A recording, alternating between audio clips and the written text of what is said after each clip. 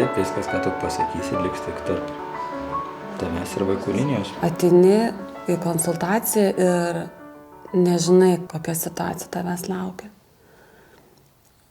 Galbūt tai bus tik tai vaiko koks šposas, tiesiog neturėjimas ką veikti, o galbūt tai bus labai rimta priežastis ir tau teks susidurti netgi su savižudžiu, kuris tiesiog nenori gyventi. Ir tu tiesiog turi sukaupti visas jėgas, kad atiduotum save.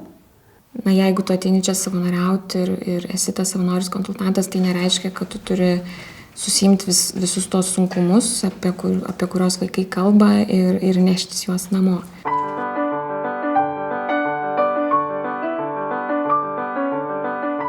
Čia iš tikrųjų mane išmokė nelikti tam savo patirčių ir įsivaizdavimų rate ir suvokti, kad jis yra gan ribotas palyginus su visų pasauliu ir su viskuo, kas gali būti. Ir tiesiog stengtis palikti save šalia ir išgirsti kitą žmogų ir pabandyti pamatyti tą situaciją jo akim.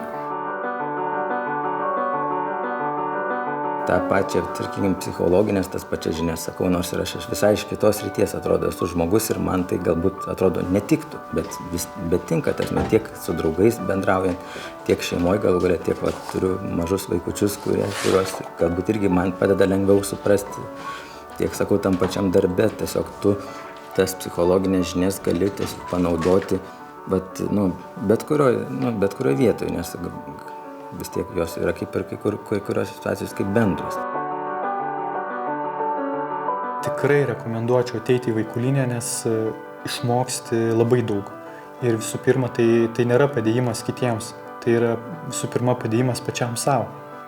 Nes tai, kad tu gauni, mano nuomonė, iš savo patirties, sakau, tikrai yra daugiau negu tu duodi tiems vaikams.